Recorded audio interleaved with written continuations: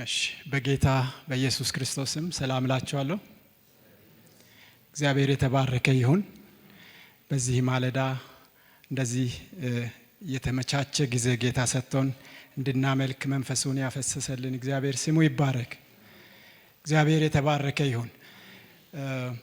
እግዚአብሔር ከኛ ጋር ነው፣ በመገኘቱ እየባረከን ነው። መንፈስ ቅዱስ በማከላችን አለ። እግዚአብሔር እየረዳን ነው። እግዚአብሔር ይባረክ። እስቲ ከፍ ያለ ጭብጨባና እልልታ ለእግዚአብሔር።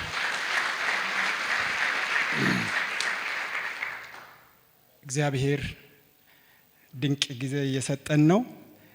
አጭር ጊዜ ከእግዚአብሔር ቃል ከተነጋገርንና ካካፈልኳችሁ በኋላ ለመጸለይ ጊዜ ይኖረናል።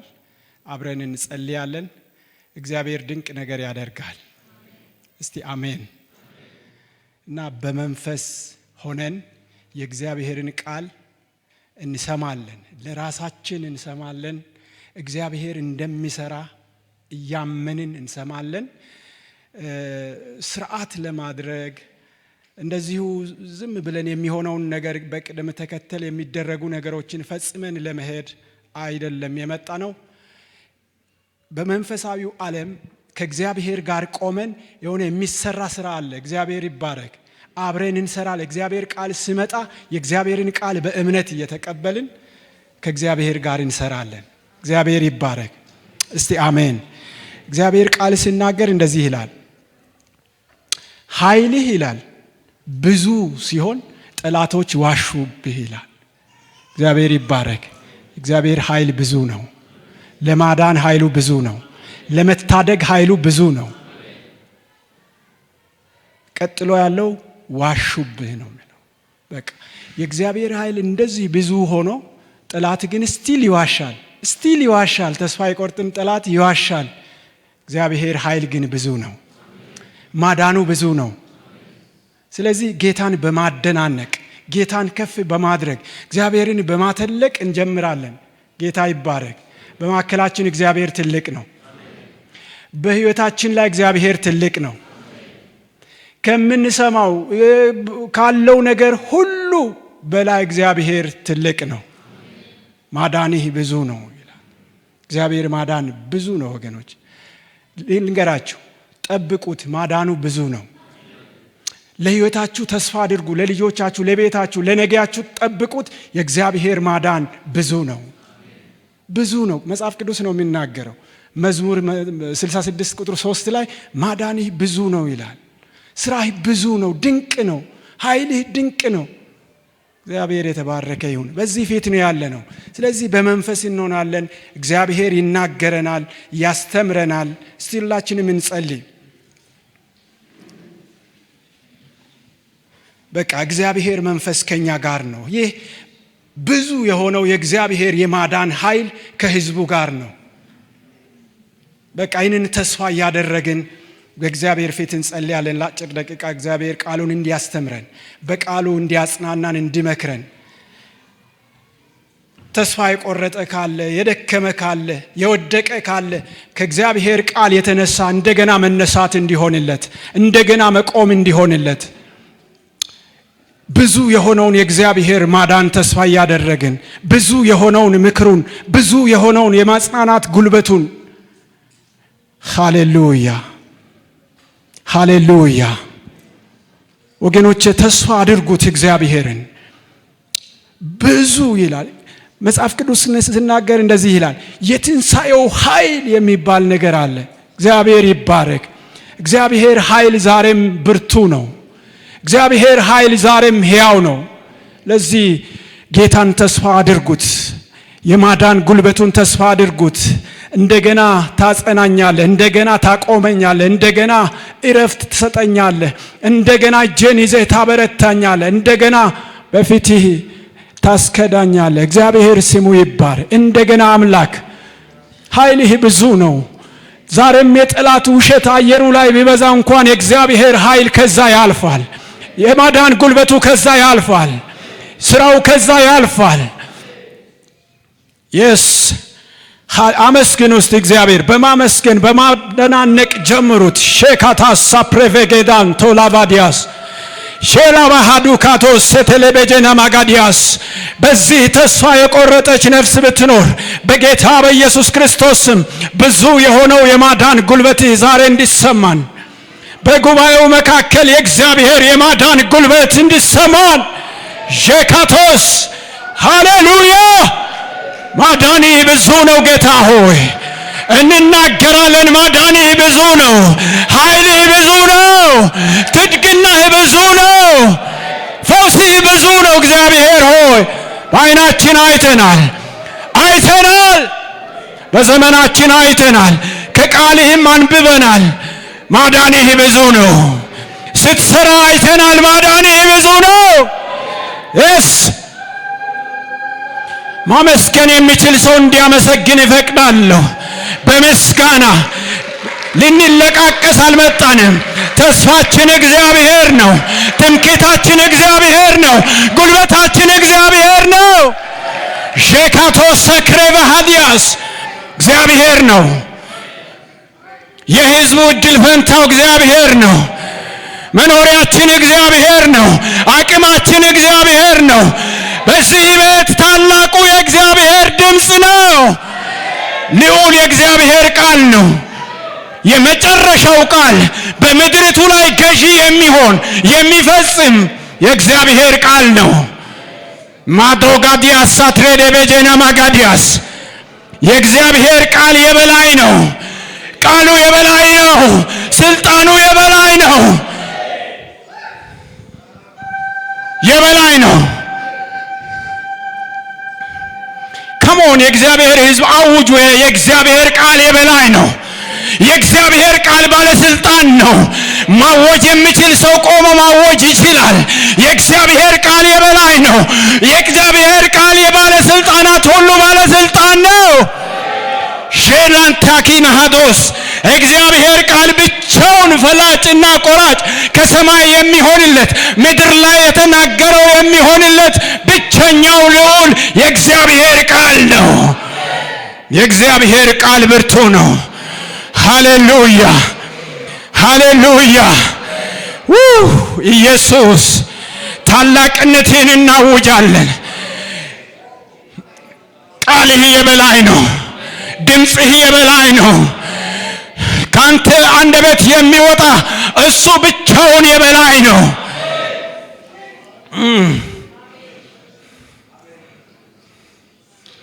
ሰልጥን አንተ በምድሪቱ ላይ ሰልጥን። እግዚአብሔር አንተ በነገስታት ፊት እግዚአብሔር በገዢዎች ላይ አንተ ሰልጥን። በምድሪቱ ላይ አንተ ሰልጥን። እግዚአብሔር ሁሉ ሰው እንዲቆም ይጠይቃለሁ። መቆም የምትችሉ ሰዎች ጄካቶስ ሰክራቫንታኪን ሃዶስ ጌታ ሆይ አንተ ብቻ በምድሪቱ ላይ እንድትገን፣ አንተ ብቻ በምድሪቱ ላይ የበላይ እንድትሆን፣ አንተ ብቻ እንድትሰለጥን፣ ያንተ ድምፅ ገዢ እንዲሆን፣ ነገስታት ላይ ያንተ ድምፅ፣ ቤተ መንግስት ላይ ያንተ ድምፅ፣ ህዝብ ላይ ያንተ ድምፅ፣ ነዋሪው ስደተኛው ላይ ያንተ ድምፅ ብቻ የበላይ እንዲሆን እንጸልያለን። ገዢ እንዲሆን እንጸልያለን። እንዲሰለጥን እንጸልያለን። ንጉሥ እግዚአብሔር በሰው ልጆች መንግስት ላይ ይሰለጥናል ተብሎ እንደተጻፈ፣ ገዢ ይሆናል ተብሎ እንደተጻፈ መንግስት እግዚአብሔር የሳውዝ አፍሪካን መንግስት እንዲገዛ፣ የዚህ ህዝብ መንግስት የዚህ ሀገርን መንግስት እግዚአብሔር አንተ እንድትገዛ እንጸልያለን።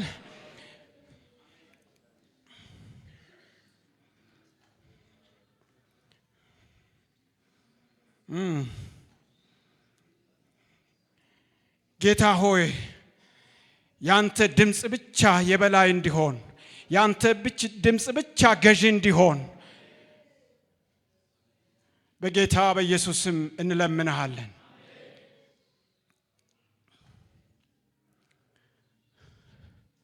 በዚህ ምድር ላይ በጌታ በኢየሱስ ክርስቶስ ስም በትንሹም በትልቁ ላይ በህዝቡም ገዢውም በመንግስትም በማንኛውም ላይ እግዚአብሔር ሆይ ያንተ መንግስት ተጽዕኖ እንዲያደርግ በጌታ በኢየሱስ ክርስቶስ ስም ተጽዕኖ እንዲያደርግ እንዲገዛ በጌታ በኢየሱስ ስም እንጸልያለን። ይህን ስለምታደርግ እናመሰግንሃለን።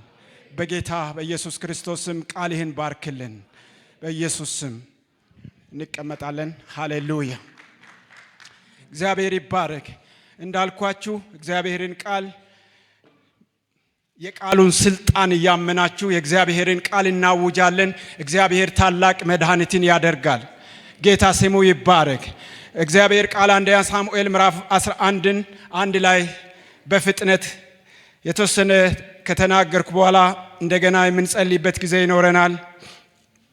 አንደኛ ሳሙኤል ምዕራፍ 11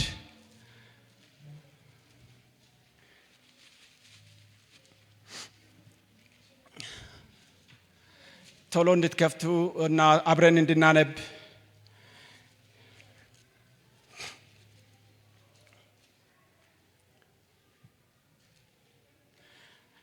አንደኛ ሳሙኤል ምዕራፍ 11 ቁጥር 1 ጀምሮ ያለውን ክፍል የተወሰነ ካነበብኩ በኋላ ሐሳቡን እናገራለሁ።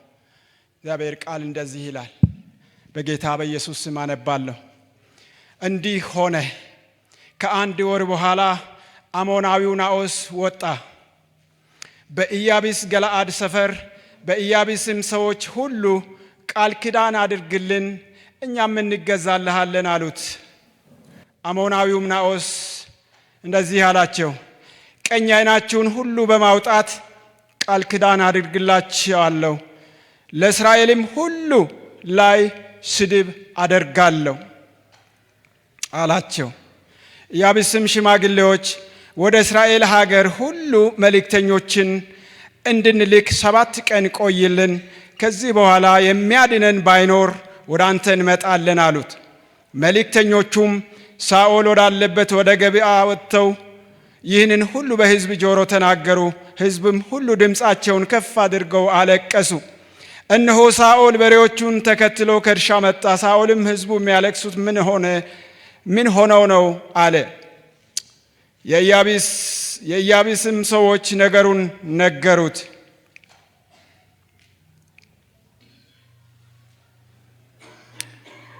በዚህ ክፍል ወደ ታች ያለውን በኋላ እናያለን። አንድ ታሪክ ተጽፎ እናያለን። እንደዚህ የሚል ቃል ነው ዛሬ የማካፍላችሁ። አጭር ቃል ነው፣ ርዕስ አለው። ጠላት ከቀጠረው ቀጠሮ እግዚአብሔር ይቀድማል። እስቲ አሜን። ጠላት ከቀጠረው ቀጠሮ እግዚአብሔር ቀድሞ ይደርሳል። አንድ ቀጠሮ ታያላችሁ። እዚህ አንድ የተወሰነ ቀን 7 ቀን የሚባል ቀን የተቀጠረ ቀን ታያላችሁ። 7 ቀን የተቀጠረበት ምክንያት ደግሞ እስራኤልን ሁሉ አዋርዳለሁ፣ ሌላውስ ቀኝ ዓይናችሁን አወጣለሁ የሚል ንጉሥ ተነሳ። እነዚህን ሰዎች ኢያቢስ ገለዓድ የሚባሉትን ሰዎች ከተማቸውን ከበዋል። አማራጭ የላቸውም። የሚጠብቁት ነገር እርዳታ ፍለጋ ወደ ሕዝብ መላክ ነው፣ ወደ እስራኤል መጮህ ነው፣ ድረሱልን የሚል ጥሪ ማስተላለፍ ነው። ይህ ካልሆነ ከ7 ቀን በኋላ ውርደት ይጠብቃቸዋል። ቀኝ ዓይናቸው ይወጣል፣ እስራኤል ዘንድ ውርደት ይሆናል። 7 ቀን ንጉሡ ናዖስ 7 ቀን ሰጣቸው። 7 ቀን ውስጥ የሚረዳቸው ከሌለ ሊዋረዱ፣ 7 ቀን ውስጥ የሚደርስ ሰው ከሌለ፣ የሚያግዛቸው ሰው ከሌለ ቀኝ ዓይናቸው ሊወጣ 7 ቀን ጊዜ ቀጠሮ ተሰጣቸው። አሳዛኝ ነው። ተከቧል። ሌላ አማራጭ የላቸውም። ይሄ ለትምህርታችን የተጻፈ እውነት ስለሆነ እግዚአብሔርን ቃል እውነት አድርጋችሁ ተቀበሉ። እግዚአብሔር ቃል መድኃኒት ነው። እስቲ አሜን በሉ። ሰው እንኳን ቀምሞ በቅጠልና በሳር የተሰሩ መድኃኒቶችን ተጠቅሞ ሰዎች ሰርቫይቭ ያደርጋሉ፣ ይኖራሉ። እግዚአብሔር በሰጣቸው ዕውቀት ቀምሞ የሰሩትን። ይህ ቃል ግን ሕይወታችን የምናቆይበት ከእግዚአብሔር ጋር ቆመን የምንዋጋበት መሳሪያችን ነው። ክብር ለኢየሱስ ይሁን። እስቲ አሜን በሉ። ዝም ብሎ ታሪክ፣ ዝም ብሎ ጦርነት አንብቤላችሁ አልሄድም። ይህንን ጌታ ይሄንን ታሪክ የቀየረውን ከ7 ቀን ቀድሞ የደረሰላቸውን የታደጋቸውን እግዚአብሔርን እንጠራለን። እግዚአብሔር ተአምር ያደርጋል። እስቲ አሜን በሉ። 7 ቀን ተሰጣቸው። 7 ቀን የሚደርስላችሁ ሰው ከሌለ አይናችሁ ተጎልጉሎ ይወጣል።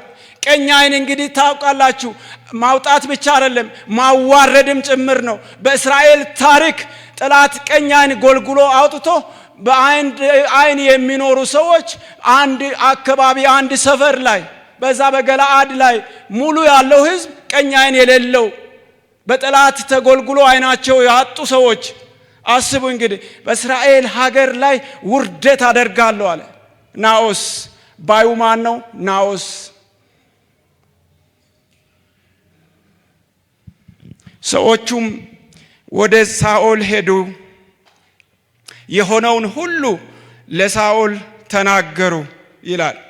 ይህንን ነገር በሰማ ጊዜ በሳኦል ላይ የእግዚአብሔር መንፈስ በኃይል ወረደ፣ ቁጣውም እጅግ ነደደ ይላል። እስራኤልን አዋርዳለሁ፣ የገለአድን ሰዎች ቀኝ አይናቸውን አወጣለሁ፣ ይሄ 7 ቀን ካለፈ የናንተ ነገር ያበቃል ብሎ የተናገረውን ይህ የናኦስን ድምጽ፣ የናኦስን መልእክት፣ የናኦስን ዛቻ በሰማ ጊዜ ሳኦል ላይ የእግዚአብሔር መንፈስ መጣ ይላል። ክብር ለኢየሱስ ይሁን። ከዛስ ቁጣውም ነደደ። ሕዝቡን ሰብስቦ እንደዚህ ያላቸው፣ ጥንዱንም በሬዎች ወስዶ ቆራረጣቸው። ወደ እስራኤልም ዳርቻ ሁሉ መልእክተኞችን ሰደደ። ሳኦልና ሳሙኤልን ተከትሎ የማይወጣ ሁሉ በሬዎቹ እንዲህ ይደረጋል። ድንጋጤም በሕዝብ ሁሉ ላይ ሆነ። ድንጋጤም በሕዝብ ላይ ከእግዚአብሔር ዘንድ ወደቀ። እንደ አንድ ሰው ሆነው ወጡ። ወደ ታች ቁጥር 9 ላይ እንደዚህ ይላል፣ እናንተ የኢያቢስ ገለአድ ሰዎች ስሙ። እግዚአብሔር ይባረክ። ውርደትን የምትጠባበቁ ቀኝ እጃችሁን አወጣለሁ ብሎ መልእክት የላከላችሁን ሰው ድምፅ ሰምታችሁ እየተሸበራችሁ ያላችሁ ስሙ። የገለአድ ሰዎች ስሙ። ቀን የተቀጠረላችሁ እያለቀሳችሁ መድኃኒት ፍለጋ ላይ ያላችሁ ሰዎች ስሙ። ሳኦል ነው ይህንን የሚናገረው። በእግዚአብሔር መንፈስ ተሞልቶ ሳኦል ነው ይህንን የሚለው። እየሰማችሁኝ ነው? እስቲ አዎ በሏ። ስሙኝ አላቸው። የገለአድ ሰዎች ስሙ። የሚያስለቅስ መልእክት፣ ተስፋ የሚያስቆርጥ መልእክት፣ የሚያዋርድ መልእክት ሰምታችሁ መድኃኒት ፍለጋ እየተንከራተታችሁ ያላችሁ ሰዎች ስሙኝ።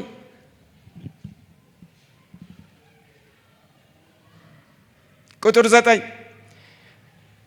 ነገ ፀሐይ በተኮሰ ጊዜ ማዳን ይሆንላቸዋል። እግዚአብሔር የተባረከ ይሁን። ስሙኝ። ነገ ፀሐይ በተኮሰ እሱ 7 ቀን ነው የቀጠረላችሁ። ለእናንተ ግን ነገ ፀሐይ በተኮሰ ጊዜ ማዳን ይሆንላቸዋል።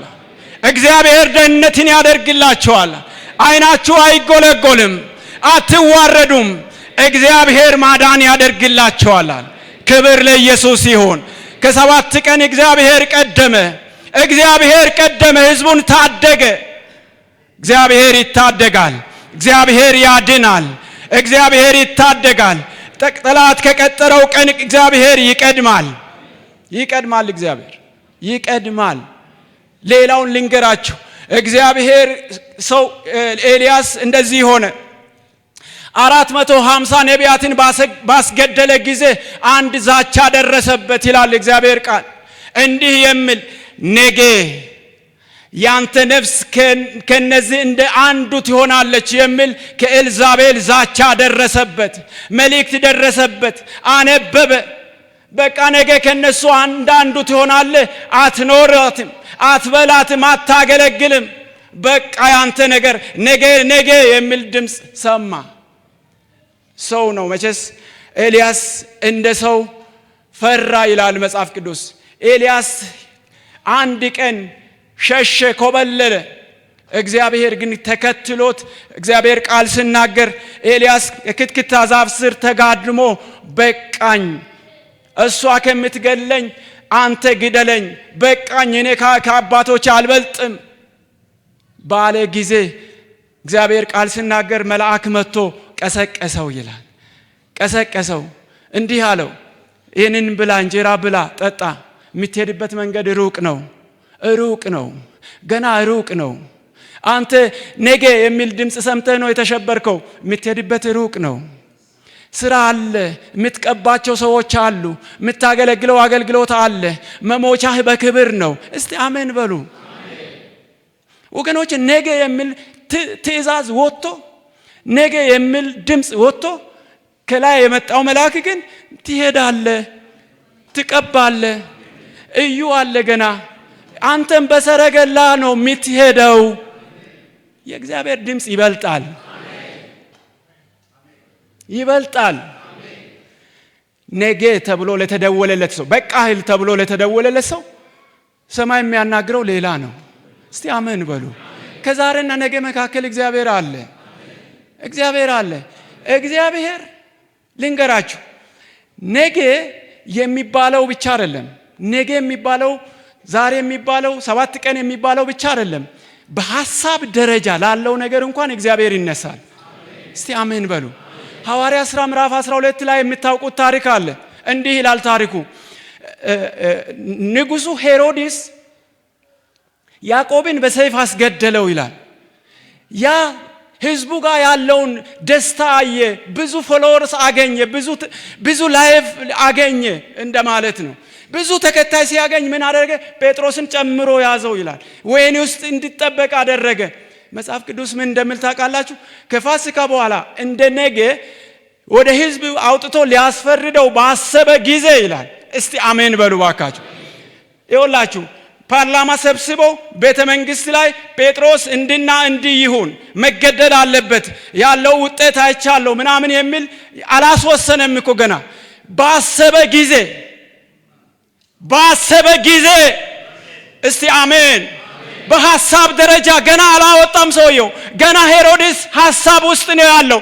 በሐሳብ ደረጃ ላለው ነገር እግዚአብሔር ይነሳል። ገና ለተወሰነው አይደለም፣ ገና በ30 ለሚባለው አይደለም። በሐሳብ ደረጃ እንኳን ላለው እግዚአብሔር ይነሳል። እግዚአብሔር ይነሳል። ሐዋርያ ሥራ ምዕራፍ 12 ሄሮድስ ነገል እንደዚህ ባሰበ ጊዜ እግዚአብሔር መልአክ ከሰማይ መጣና ጴጥሮስን ቀሰቀሰው ይላል። ቀሰቀሰው። እግዚአብሔር ስሙ ይባረክ። ጴጥሮስ አንተ የታሰበውን አታውቅም። እውነት ነው፣ ታስረሃል፣ ተጠብቀሃል። በአራት ፖሊሶች ተጠብቀሃል፣ ታስረሃል። ተነስ፣ ልበስ፣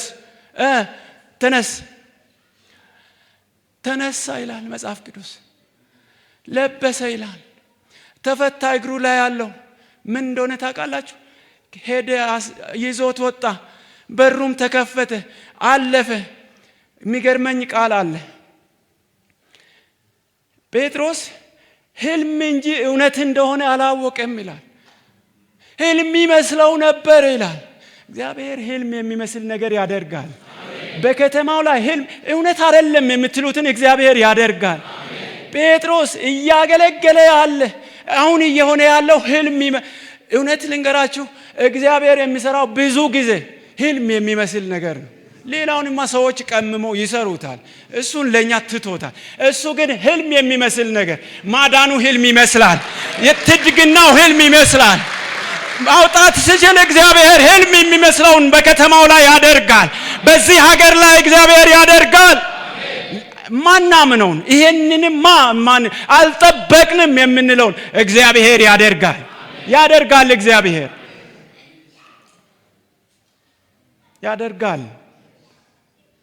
አንድ ቃል ጨምሬ እንጸልያለን። ክብር ለኢየሱስ ይሁን። አንደኛ ሳሙኤል ሃሌሉያ። እግዚአብሔር የእውነት ነው። ታውቃላችሁ፣ የእውነት እግዚአብሔር ትልቅ ነው። ይሄ ቃል ይኸውላችሁ፣ እግዚአብሔር እነዛ ጥራልኝ የማን ቤተሰብ ናቸው? ልጃችን ሞተዋል። ኢያኢሮስ የሚባል የዛ ሰው ቤተሰብ ልጃችን ታሟልና ድረስልን አይደለ? ድረስልን፣ ታሟል። መልእክተኛው በጥሩ ሰዓት ላይ ወደ ኢየሱስ ልክ መጥቶ ለኢየሱስ መናገር ጀመረ። የኢያኢሮስ ልጅ እንደዚህ ታሟል ተባለ። ጥሩ መልእክት ነው። ጥሩ ጋር ደርሷል። መድረስ ያለበት ቦታ ደርሷል።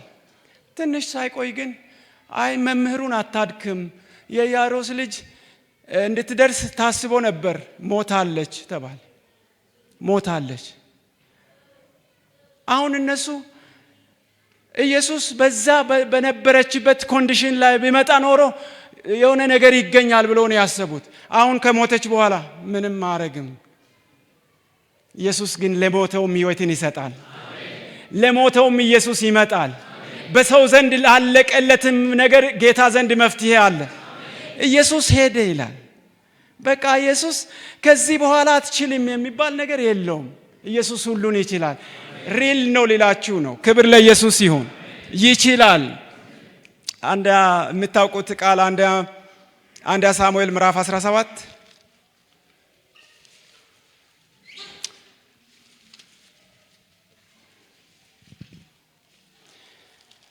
ሃሌሉያ ሜርታ ካላቦር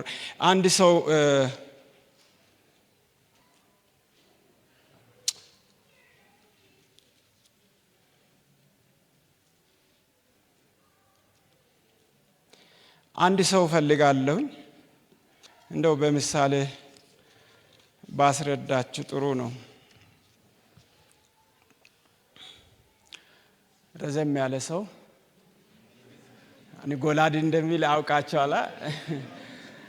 አይ ቲንክ አንድ ወንድም ቢመጣ የመጀመሪያ ልጁ የሚመስል አለ እዚህ ወደዚህ ጋር ምንድነው የታሰበው? አሁን እሱን የጠራሁት ምሳሌ ነው። እሱ ጎላድ አይደለም። እንትን ይዤ ነው የመጣሁት። ይኸውላችሁ ጎላድ አንዴ ይቅርታ እዚህ ጋር ቆምኩ። መጽሐፍ ሲናገር ጎልያድ ይላል ቁመቱ 3 ሜትር ነው ይላል። 3 ሜትር ለካልኝ እስቲ። ቁመቱ 3 ሜትር ነው ጎልያድ።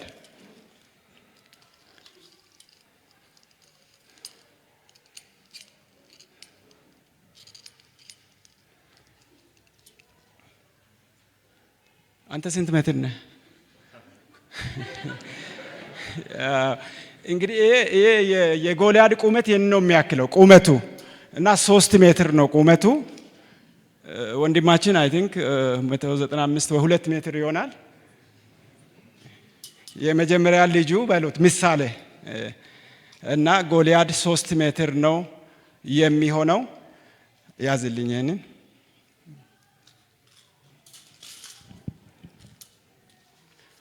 በጣም የሚገርማችሁ የያዘው ጦር ይላል መጽሐፍ ቅዱስ ይሄን እንደዚህ የያዘው ጦር 7 ኬጂ ነው። ትልቅ 7 ኬጂ ነው። ከዛ ደግሞ በናስ የተሰራው ይሄ ራስ ቁር የሚባለው በእንትኑ ላይ የሚደፋው 57 ኬጂ ነው እና ቁመቱ 3 ሜትር ነው። ሄልሜቱ ይሄ በራስ ቁር ላይ ያደረገው 57 ኬጂ ነው። በእጁ እንደዚህ የያዘው እንትን 7 ኬጂ ነው። ሰውየው ታንክ በሉት ራሱ በቃ የሚንቀሳቀስ ታንክ ነው። ምንድነው ሊነግራችሁ የፈለኩት? የጎልያድ ዝርዝሩ ተቀምጧል። ይሄ ነው ሲያሸብራቸው የነበረው። ይሄ ነው ልባቸው ውድቅ እንዲል ያደረገው። የሱ ቁመት፣ የሱ ክብደት፣ የሱ ድምጽ በቀን አንዴ ወጥቶ የሚያጓራው ያ ድምጽ ያ ነው እስራኤልን ተስፋ ያስቆረጠው። በጣም የሚገርማችሁ ግን የዳዊት ክብደት፣ የዳዊት ቁመት፣ ዳዊት የያዘው መሳሪያ ከዚህ ጋር የሚወዳደር አይደለም። እኔ ዛሬ ሊነግራችሁ የሚፈልገው የጠላታችሁን ቁመት፣ ክብደት አትመዝኑ። እኛ ይኸውላችሁ ዳዊት ይላል እዚህ ጋር ላነብላችሁ የሚፈልገው ቃል አለ። ዳዊትን ንጉሡ ሳኦልም ሕዝቡም አትችልም፣ ከሱ ጋር መዋጋት አትችልም። በጣም ትልቅ ነው። በጣም መሳሪያው ልምዱ ያካበተ ሰው ነው። አትችልም፣ አንተ ገና ብላቴና ነህ። እርሱ ከብላቴነቱ ጀምሮ ጦረኛ ነው። ፍልስጤማውን ለመውጋት ይህንን ሰው ለመዋጋት አትችልም ተባለ። ተመዝኖ መጀር ተደርጎ እኔ ችግራችንን አንመዝን አንለካ። እግዚአብሔር ትልቅ ነው። እግዚአብሔር ትልቅነት ከጎልያድ አይደለም፣ ከምንም በላይ ነው። ማናችሁም የሚመጣባችሁን ነገር አትመዝኑ፣ አትለኩት። እግዚአብሔር ትልቅ ነው። የነዚህ ሰዎች ችግር ጎልያድን ልክ፣ የጎልያድን ክብደት፣ የጎልያድን ሚዛን፣ የጎልያድን መሳሪያ መመዘናቸው፣ መጀር ማድረጋቸው፣ በቃ በዚህ ነው ጭንቀታቸው። ብላቴናው መጣ። ዳዊት የያዘው ነገር ምንም የሚመዘን ነገር የለም። የሚዋጋ የሚወረወር ነገር የለውም። በላው ላይ የሚያደርግ ሄልሜት የለውም። ምንድነው ዳዊት? እኔ አለ ከዚህ ጋር የሚዋጋው አለ እሱ በተገዳደረው በእግዚአብሔር ስም። እስቲ አሜን በሉ። እኔ የሚመዘን መሳሪያ የለኝም፣ እሱ በተገዳደረው። ጦርነቱ ከነና ከሱ ጋር አይደለም አለ ዳዊት። ውጊያው ከነና ከሱ ጋር አይደለም። እሱ አማልክት አሉች፣ የሚራገም በአማልክቱ ስም ነው። እኔም በአምላኬ ስም እመጣበታለሁ አለ። ጌታ ስሙ ይባረክ። እኔ አለ ዳዊት የሚይዘው ጦር የለኝም፣ የማደርገው ሄልሜት የለኝም፣ ሚዛኔም እንደዚህና እንደዛ ነው። በጎቼን ስጠብቅ ያስመልጠኝ የነበረው አምላኬ ከዚህ ያስመልጠኛል። ክብር ለኢየሱስ ይሁን። ቴንኪው ወንድማችን፣ እግዚአብሔር ስሙ ይባረክ። ዳዊት ጋር ያለው ዕውቀት ማለት ነው የክብደት ዕውቀት አይደለም፣ የጠላት ግዝፈት ዕውቀት አይደለም። ዳዊት ጋር ያለው የእግዚአብሔር ትልቅነት፣ የእግዚአብሔር ሁሉን ቻይነት፣ የእግዚአብሔር አባትነት አስመልጦኛል ትላንትና ይላል። አሁን ጎልያድ ቆሟል፣ ድምፁን እያሰማ አዎ ቆሟል። እኔን ግን ትላንት ከምጠብቅበት ከአንበሳና ከድብ ያስመለጠኝ እግዚአብሔር ከዚህ ያስመልጠኛል፣ ከዚህ ያስመልጠኛል፣ ህዝቡን ከዚህ እግዚአብሔር ያስመልጣል ብሎ ነው የሚያምነው። በቃ በዚህ ነው የሚያምነው። እግዚአብሔር ይታመናል፣ እግዚአብሔር ይታመናል። ለምንድን ነው በዚህ ሪስክ ውስጥ የምትገባው? አምላኬ አለ በምድሪቱ ላይ እግዚአብሔር ብቻ አምላክ እንደሆነ ይታወቅ ዘንድ፣ ብቻውን እግዚአብሔር አምላክ እንደሆነ ይታወቅ ዘንድ እግዚአብሔር ይህንን ያደርጋል። ለዚህ ብቻ አይደለም እግዚአብሔር አለ ዳዊት እውነት እንደዚህ አለ፣ እግዚአብሔር በጦርና በጭሬ የሚዋጋ የሚያድን አምላክ እንዳይደለ ምድር ሁሉ እንዲያውቅ ይህንን እግዚአብሔር ያስመልጠኛል። ይሄ ይታወቅ ዘንድ እግዚአብሔር ያለ መሳሪያ ያለ ጦር ያለ ሕግ ያለ ያድናል። እግዚአብሔር ያለ መሳሪያ የሚያድን እግዚአብሔር እንዳለ ምድርቱ እንድታወቅ እግዚአብሔር ከዚህ ወገኖቼ አይናችን ወደ እግዚአብሔር እናቅና። እግዚአብሔር የሚያድን የሚታደግ አምላክ ነው። እግዚአብሔር ፈጥኖ የሚደርስ ያለ መሳሪያ የሚያድን ያለ ትጥቅ የሚያድን ያለ ልምድ ያለ ዳዊት ትሬኒንግ የለውም። ጠጠሩን ሲሰበስብ ጠጠሩ ላይ ታምኖ አይደለም። እንትኑን ሲያለብሱት አልችልም ነው የሚላችሁ። እሱ የሚታመነው በእግዚአብሔር ነው። በእግዚአብሔር ስም ለእግዚአብሔር ታመኑ። በእግዚአብሔር እንታመን። እግዚአብሔር ስሙ ይባረክ። አንድ ቃል አንብቤ እንጸልያለን። ክብር ለኢየሱስ ይሁን። ታማኝ የሆነ እግዚአብሔር ከኛ ጋር ነው። ዘዳግም ምዕራፍ 9 ቁጥር 1 ላይ እንደዚህ የሚል ቃል አለ። እኔ ደስ ያላችሁ ይህንን እንድትሰሙልኝ እፈልጋለሁ።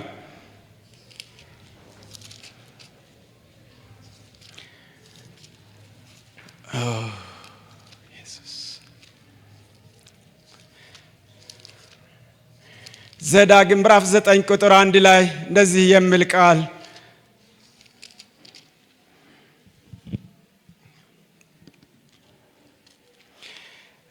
ቁጥር 1 እንደዚህ ይላል፣ እስራኤል ሆይ ስማ፣ ካንተ የበለጡና የበረቱ አሕዛብ እስከ ሰማይ ድረስ የተመሸጉ ታላላቆች ከተሞች ለመውረስ ትገቡ ዘንድ ዮርዳኖስን ትሻገረዋለህ።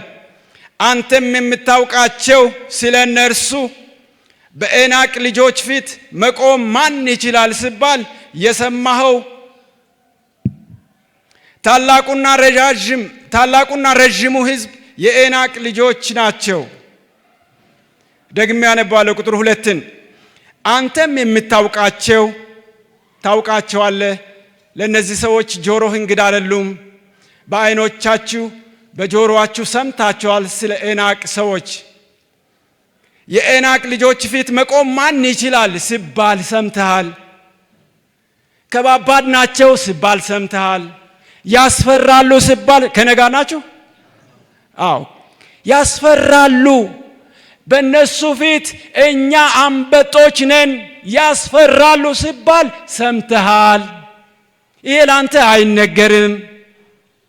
ይሄ አይነት ኢንፎርሜሽኑ ደርሶሃል። የደረሰ ኢንፎርሜሽን ኤናቅ ሰዎች ረጃጅሞች ናቸው፣ ከተማው የተመሸገ ነው፣ ምድሪቱ ከባድ ናት ሲባል ሰምተሃል። ህዝቡ የኤናቅ ልጆች ናቸው፣ እነዛ የሚባሉት የኤናቅ ልጆች ናቸው ካለ በኋላ ቁጥር 3 አምላክህ እግዚአብሔር እንደሚባላ እሳት ሆኖ በፊትህ የሚያልፍ እርሱ ነው።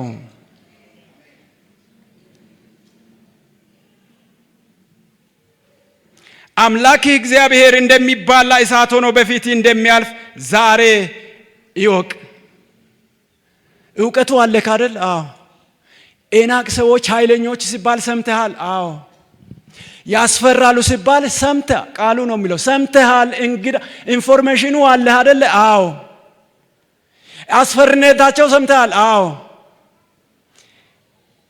አምላክህ እግዚአብሔር እንደሚባላ እሳት ዛሬ፣ እስቲ ዛሬ በሉ፣ እስቲ በኃይል ድምፅ ዛሬ በሉ። የሰማኸው የሰበሰብከው የተጠቀጠቀ ኢንፎርሜሽኑ አለክ። አውቃለሁ፣ ይህንን አውቃለሁ። አንድ ነገር ግን አንድ ዕውቀት ዳውንሎድ እንዲያደርግህ ፍቀድልኝ እንደማለት ነው እኮ። አምላክህ እግዚአብሔር እንደሚባላ እሳት ዛሬ ከፊትህ እንደሚወጣ ይህንን ደግሞ ተጨማሪ አድርገህ ይወቅ። አሁን ይወቅ። አሁን ይሄ ዕውቀት ይግባብህ። ቀድሞ የገባው የሚያሸብር ነው። ቀድሞ የገባህ ዕውቀት የኤናቅን ልጆች ከፍ ከፍ የሚያደርግ ነው። ቀድሞ የገባህ ዕውቀት ከተማው የተመሸገ ነው የሚል ነው። ቀድሞ የገባህ ዕውቀት አንችልም እኛ እነሱ ፊት አንበጦች ነን የሚል ነው። ቀድሞ የገባህ ምድሪቷ ተሰንጥቃ ሰዎችን ትበላለች የሚል ነው። አሁን ሌላ ዕውቀት መጣ። አሁን ሌላ ዕውቀት አምላክ እግዚአብሔር ዛሬ እንደሚባላ እሳት ከፊትህ ይወጣል። ይህንን ይወቅ ዛሬ። አሜን አትሉም? ይህንን ይወቅ። የዕውቀት ትራንስፎርሜሽን ይሆናል። በጌታ በኢየሱስም ዕውቀታችሁ ተቀይሮ በዚህ ዕውቀት ይተካ። በእግዚአብሔር ታላቅነት፣ በእግዚአብሔር ኃያልነት፣ በእግዚአብሔር አዳኝነት ማመን የሚባለው ዕውቀት እንደገና በጌታ በኢየሱስም እስቲ አሜን። በዚህ እንጸልያለን። በዚህ ዕውቀት እንጸልያለን።